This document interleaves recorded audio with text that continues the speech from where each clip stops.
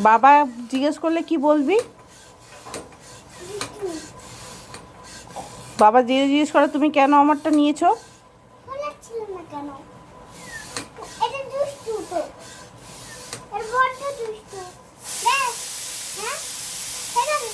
কে কে দুষ্টু?